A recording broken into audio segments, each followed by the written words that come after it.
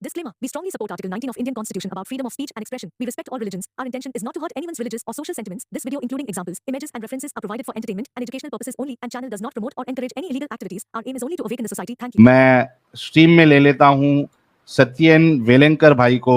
सत्येन जी, आपका बहुत बहुत इस्तकबाल है, स्वागत है हमारे इस चैनल पर। नमस्ते साहिल भाई, बहुत बहुत शुक्रिया मुझे लेने के लिए। और आज का जो स्ट्रीम रहेगा बहुत ही धमाकेदार रहेगा। एक भी चीज हम बिना प्रूफ के नहीं देखेंगे, सारी चीजें हम कंटेम्पररी डॉक्यूमेंट्स के लाइट में देखेंगे। तो सत्येन भाई, कौन है टीपू सुल्तान? क्या इनके बारे में लोग जानते हैं और क्या इनके बारे में लोग नहीं जानते हैं?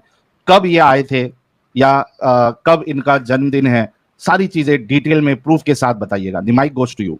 मैं अपना स्क्रीन शेयर करता हूं।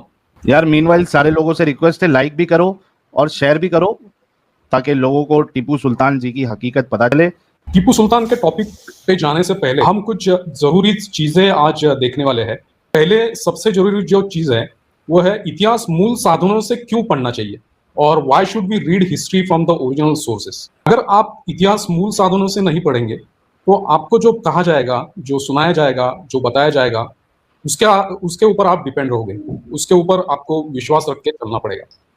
अगर आप हिस्ट्री मूल साधनों से नहीं पढ़ेंगे तो दरिंदे या शैतान या हैवान भी आपके सामने संतों के रूप में दिखाए जाएंगे। अगर आप इतिहास मूल साधनों से नहीं पढ़ेंगे तो जो सिक्युलर हिस्टोरियंस है या लेफ्टिस्ट हिस्टोरियंस है वो आपको सालों से कैसे गुमराह करते आ रहे हैं वो आपको पता नहीं चलेगा। आप आज का हमारा जो टॉपिक है वो टीपू सुल्तान को कॉन्टेम्पररी और जेन्युइन डॉक्यूमेंट्स के लाइट में या प्रकाश में देखना है। आज टीपू सुल्तान के बारे में मैं जो भी बताऊंगा उसके बाद जो टीपू सुल्तान आपको नजर आएगा, अच्छा या बुरा, उसका कंक्लूजन या उसका निष्कर्ष मैं आपके ऊपर छोड़ता हूं। हिस्ट्री को मतलब एक इतिहासकार का कर्तव्य है कि कोई भी राग या द्वेष, मतलब प्रेम या द्वेष की भावना मन में न रखते हुए न्यूट्रल तरीके से लोगों के सामने सच्चाई लानी चाहिए। आरसी मजूमदार करके एक बहुत बड़े हिस्टोरियन थे। उनकी एक किताब है the history and culture of the Indian people. उस किताब में वो लिखते हैं, वो बोलते हैं कि ये जो टेंडेंसी है इतिहास को मरोड़ने की और गलत इतिहास बताने की, हर एक इतिहासकार का ये कर्तव्य है कि इसको काउंटर करे। और काउंटर कैसे किया जा सकता है? तो उसके लिए उसके पास एक ही हथियार अवेलेबल है और वो है सत्य और सत्य। वो सत्य बताना, सत्य कथन करना, किसी भी परिणाम को नजरअंदाज करके, जो भी परिणाम हो वो बाजू में रखते हुए सिर्फ सत्य बताना। आपको दो उदाहरण बताऊंगा कि इतिहास को कैसे मरोड़ा जाता है। अजमेर के मोइनुद्दीन चिश्ती बहुत मशहूर शख्सियत है हमारे देश में। ख्वाजा मोइनुद्दीन चिश्ती साहब ना? जी जी जी, ख्वाजा मोइनुद्दीन चिश्ती अजमेर के। और बड़े बड़े नेता लोग, अभिनेता लोग उनके मजार पे जाते हैं। सामान्य हमारे हिंदू मुस्लिम भाई भी जाते हैं और मजार पे जाते हैं, चादर चढ़ाते हैं। मुझे लगता है भारत सरकार की ओर से भी उनके मजार पे चादर भेजी जाती है। तो ये जो वेबसाइट आपको दिख रही है वो अजमेर दरगाह ख्वाजा मोइनुद्दीन चिश्ती की वेबसाइट है। इस वेबसाइट पे आप जाके देख सकते हैं, ठीक है। तो आप जब ख्वाजा मोइनुद्दीन चिश्ती के बारे में पढ़ने लगेंगे इस वेबसाइट पे, तो एक सेक्शन है फर्स्ट मैरिज, उसमें लिखा हुआ है। तो यहाँ पे क्या ये लोग बता रहे हैं कि जब अजमेर के ख्वाजा साहिब है जो मोइनुद्दीन चिश्ती, उनको रसूलुल्लाह का एक ड्रीम आया कि आपको मेरी सुन्नत पे अमल करना है, इसलिए आपको शादी करनी है। और उस शादी का मतलब ड्रीम आने के बाद तुरंत उनका जो एक मुरीद था, मतलब जो शिष्य था, उसको उसी नाइट उसने अपनी बहन ख्वाजा मोइनुद्दीन चिश्ती को दे दी। उसका नाम बीबी उम्मतुल्लाह था, ऐसे ये बता रहे। अब मैं इसमें जो गेम है वो आपको दिखाता हूँ। अभी जो मैटर है ये हमने देखा अभी कि उसने उसकी सिस्टर बीबी उम्मतुल्लाह उसको दे दी ख्वाजा मोइनुद्दीन चिश्ती को, और उन्होंने उनका मतलब मैरिज उसके साथ किया। अभी कुछ साल पहले ये एक अग्निवीर करके एक भाई है जिन्होंने ओल्ड साइट का स्क्रीनशॉट लेके रखा था। तो आप यहां तक देखिए, यहां तक सारा सेम है। कोइंसिडेंटली के बाद आप पढ़िए, coincidentally that very night Malik किताब devotee of Hazrat Khwaja Sahib had captured Raja's daughter in an encounter who embraced Islam, and Khwaja Sahib, in response to the above reminder, married her, giving her the Islamic name of Bibi Ummatullah. ये बात नहीं बताई अभी के उसमें।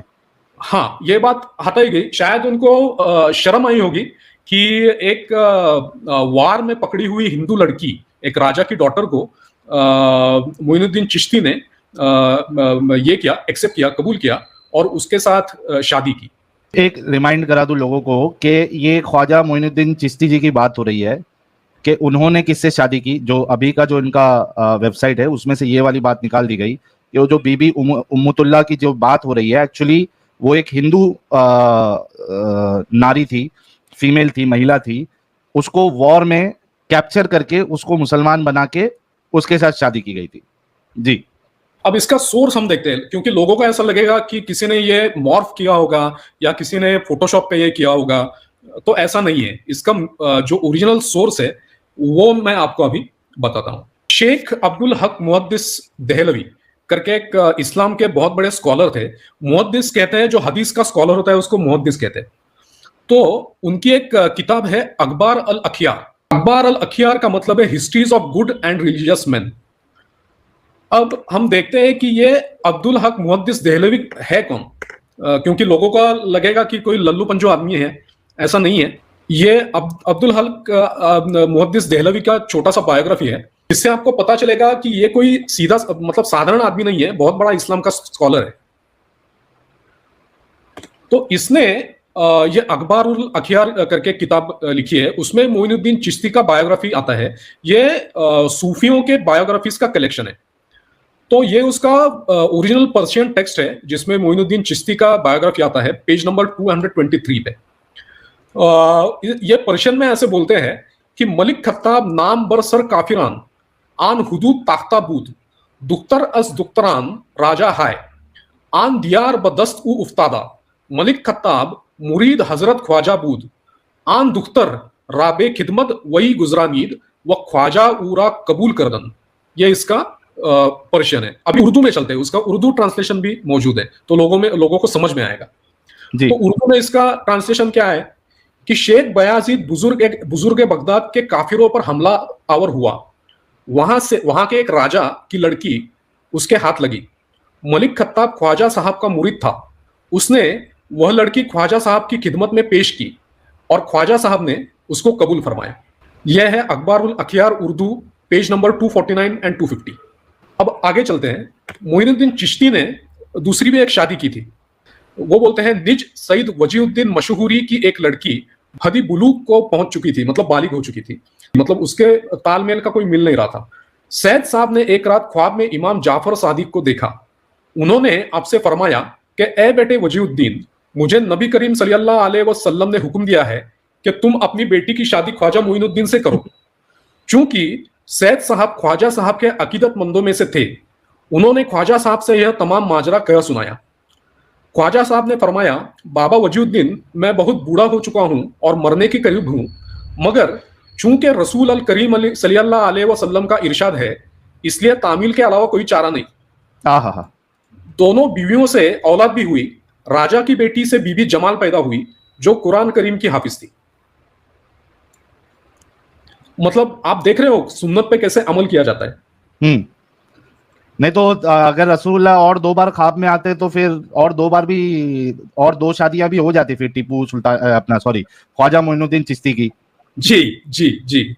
और ये समझ में नहीं आता यार, ये इनको उठे छूटे जो है वो रसूलुल्लाह के ख्वाब कहां से आ जाते हैं और उसमें तो वो यानी इंस्ट्रक्शन देते रहते हैं कि भाई ऐसा करो, शादी कर लो ना, ये कर लो।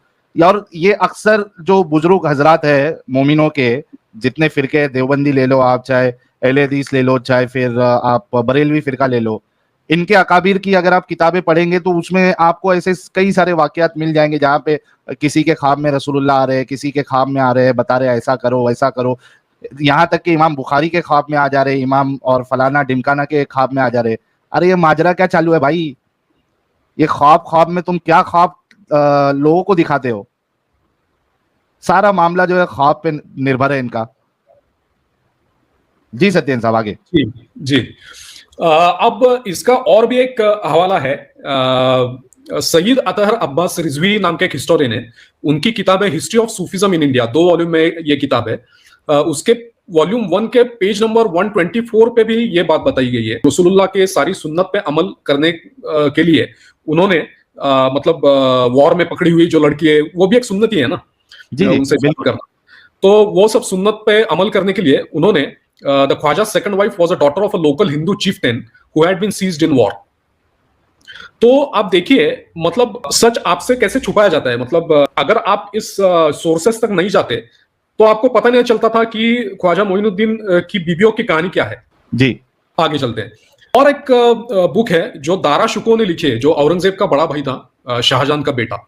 उस किताब का नाम है सफीनातुल औलिया। वो भी कलेक्शन है सूफियों के बायोग्राफीज की। उसमें भी अच्छा, एक आई एम रियली सॉरी, मैं आपको इंटरप्ट कर रहा हूँ, एक पॉइंट उसमें मैं ऐड करना भूल गया, जो ख्वाब का मामला चलता है जी। रसूलुल्लाह के उम्मती को चाहत को पूरी करना है तो रसूलुल्लाह ख्वाब में आ जाते थे, और रसूलुल्लाह को अपनी चाहत पूरी करनी थी तो अल्लाह का हुक्म आ जाता था। आप देख लीजिए ज़ैनब के साथ शादी का जो मामला है, अल्लाह आ जाते थे। आप रात में जो है वो दावत में है, घर पे आए हैं, आप खाना ना खाए, रुकना नहीं आपको घर पे, तो अल्लाह आ जाते थे। सौदा को हजरत उमर ने छेड़ा और कहा कि भाई पर्दा करो, वहां पे अल्लाह आ जाते थे। यानी देखो कि वहां भी वो फायदा उठा रहे किसी थर्ड पर्सन के नाम से, और यहाँ पे इनके जो मानने वाले हैं वो भी फायदा उठा रहे हैं इस पर्सन के नाम से। पूरा घनचक्कर वाला मामला है ये पूरा। जी कंटिन्यू करें आप। जी, तो सफीनातुल औलिया करके दारा शुको का लिखा हुआ किताब है, वो भी सूफियों का बायोग्राफीज का कलेक्शन है। उसमें जो मोइनुद्दीन चिश्ती का इंफॉर्मेशन है वो ऐसा है, आपकी तबलीग इस्लाम के सदके में ला तादाद कुफ्फार व मुशरिकीन दौलत इस्लाम से मालामाल हुए। मोइनुद्दीन चिश्ती ने बहुत सारे हिंदुओं को और काफिरों को कन्वर्ट किया और उनको इस्लाम कबूल करवाया। तो मुझे हैरानी होती है कि अपने जो हिंदू भाई वहां पे जाते हैं या हमारे देश के बड़े बड़े नेता या अभिनेता जाते हैं, वो क्यों जाते हैं? उसके 2 ही कारण हो सकते हैं। एक तो वोट बैंक पॉलिटिक्स और दूसरा अज्ञान, मतलब ज्ञान का ना होना। क्योंकि देखो भाई सीधी सी बात है, पॉलिटिशियन जाएगा उसको वोट चाहिए, और अगर बॉलीवुड एक्टर एक्ट्रेस जाएगी तो उसको अपनी पिक्चर हिट करवाना है, क्योंकि उसको मालूम है वहां थोड़ा सा अगर इसमें फ्रेम में आ गए तो जितने मोमिन हजरात है वो उनकी पिक्चर देखेंगे। तो ये पूरा खेल जो है ना वो अपने पर्सनल गेन का है और कुछ नहीं है। एक और एग्जांपल देखते हैं और फिर टीपू सुल्तान की तरफ चलते हैं। यह एक बड़े इंटरेस्टिंग कैरेक्टर है, अभी आप जिनको देख रहे हैं। इनका नाम है डॉक्टर राम पुनियानी। ये एक सेक्युलर एक्टिविस्ट है। हिंदी में एक मुहावरा है, मुंह में राम और बगल में छुरी। इनका भी थोड़ा सा उसकी तरह ही है। नाम राम है लेकिन बगल में छुरी है, डिसेप्शन की और लोगों को गुमराह करने की। इनका एक वीडियो है, यूट्यूब पे आप जाके देख सकते हैं। मैं यहाँ पे नहीं चलाऊंगा क्योंकि स्ट्राइक वगैरह आ जाएगा। उसका नाम है रियलिटी ऑफ मराठा।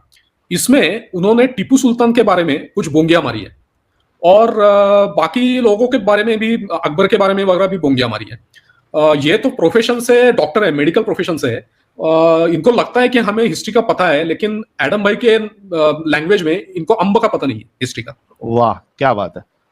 तो यहाँ पे ये बोलते हैं कि जो हल्दी घाटी की लड़ाई हुई राणा प्रताप और अकबर के बीच में, तो इस वीडियो में बोलते हैं कि राणा प्रताप के तरफ भी हिंदू थे और अकबर का जो सेना का सेनापति था वो मानसिंह था।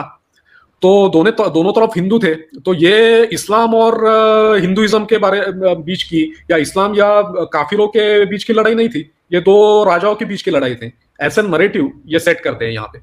अब मैं आपको इसकी सच्चाई दिखाता हूँ। अब्दुल कादिर बदायूनी करके शख्स थे जो अकबर के कोर्ट हिस्टोरियन थे, और वो इंडिया के ग्रैंड मुफ्ती भी थे। ये अब्दुल कादिर बदायूनी खुद उस दिन हल्दीघाटी के मैदान पे लड़ रहे थे, मौजूद थे। तो वो हल्दीघाटी के लड़ाई का जो वाकया है वो बताते हैं। मुंतखब उत तवारीख नाम का उनका किताब है, 2-3 वॉल्यूम्स में है। उसमें वो हल्दीघाटी का पूरा वाकया बताते हैं। तो जो आदमी बैटलफील्ड पे मौजूद है वो क्या कहता है, अब हम देखते हैं। वो बोलते हैं, अस सरदारी मानसिंह आन रोज मालूम शुद्ध के इन मिसरा मुल्ला शीरी ची मानी दाश्त के हिंदू मी जनत शमशीर इस्लाम। अब्दुल कादिर बदायूनी बोल रहे हैं कि उस दिन मानसिंह अकबर की सेना का सेनापतित्व कर रहा था, तो मुझे मुल्ला शीरी नाम का एक बंदा था, जो मुल्ला था, उसकी एक मिसरा यानी कि कविता याद आई। तो मुल्ला शीरी क्या बोल रहा था कि हिंदू इस्लाम की तलवार चला रहा है, हिंदू मीज़नत शमशीर इस्लाम, मतलब लड़ रहा है हिंदू, लेकिन वो जो तलवार चला रहा है वो इस्लाम की है। मकसद को भूलना नहीं है। तो बिल्कुल मकसद जो है वो साफ था कि वो जो तलवार चला रहा था ये मानसिंह, वो असल में इस्लाम को फैलाने के लिए चला रहा था, वो इस्लाम के लिए लड़ाई कर रहा था, मकसद नहीं भूला। बिल्कुल, जैसे जालियनवाला बाग में ऑर्डर देने वाले ब्रिटिश थे ऊपर के, लेकिन जो सोल्जर्स गोलियां चला रहे थे वो तो नेटिव सोल्जर्स थे। मतलब ट्रिगर के ऊपर जो एक इनविजिबल उंगली थी वो ब्रिटिशों की थी। बिल्कुल वैसे ही यहां पे मानसिंह लड़ रहा था, हिंदू लड़ रहा था, लेकिन वो तलवार जो चला रहा था वो इस्लाम की तलवार थी। आगे अब्दुल कादिर बदाऊनी लिखता है, दरिन हंगाम फकीर की बात चंदी अज मखसूसान हरावल बूदम ब आसफ खान गुफ्तम चीसान आशना व बेगाना राजपुतान रा दर इन जमान अज हम जुदा मी कुनम। मतलब मैं लड़ रहा हूं और मेरे सामने अपने पार्टी के भी राजपूत है और उधर के पार्टी के भी राजपूत है, तो मैं उनमें से अपने राजपूत कौन से और उस पार्टी के राजपूत कौन से ये पता कैसे लगाऊं, ऐसे उसने पूछा आसफ खान को, उसका जो कमांडर था वो उसको। तो आसफ खान बोला, गुफ्त शिया तीर बगिरनता हर के बाशद बाशद अज हर तरफ के शुद्ध कुश्ता सवद इस्लामस। मतलब तुम उसका फिक्र मत करो, तुम खाली तीर चलाओ, जो भी मरेगा, जो भी हिंदू मरेगा, जो भी राजपूत मरेगा, फायदा तो इस्लाम का ही है। ये है हल्दीघाटी की सच्चाई। और राम पुनिया क्या कहते हैं, ये हिंदू और मुसलमानों के बीच की लड़ाई नहीं थी, ये तो दो राजाओं के बीच की लड़ाई थी। अब राम पुनियानी के ऊपर विश्वास रखना है या अब्दुल कादिर बदायूनी जो खुद मौजूद था उस वक्त बैटलफील्ड में, उसके ऊपर विश्वास रखना है, ये मैं आप पे छोड़ता हूं। नहीं, मैं तो बल्कि छोड़ना नहीं है, मैं तो दावत दूंगा, ये जो भी बुजुर्ग शख्स है राम पुनियानी जी, डॉक्टर राम पुनियानी जी, मैं तो दावत दूंगा कि आप जो इस तरीके की धोखेबाजी कर रहे हैं, तो दो चीज हो सकती है, या तो आप वाकई में धोखेबाजी कर रहे हैं या तो आप अज्ञानी हैं। अगर अज्ञानी नहीं है तो मैं तो आपको फिर कहता हूं कि आइए चैनल पे और ये जो हवाले दिखाए जा रहे हैं इसको रेफ्यूट करिए, काउंटर करिए, वरना आप जो है फिर पब्लिक में आके सॉरी बोलिए और असल हकीकत बताइए। यहाँ पे जो बंदा खुद बैटलफील्ड में है वो बता रहा है कि उधर क्या चल रहा था और वो उसको जोड़ रहा है इस्लाम के साथ, और आप कह रहे हो कि नहीं इस्लाम की लड़ाई नहीं थी वो। कब तक इस तरीके से आप धोखा देंगे? जी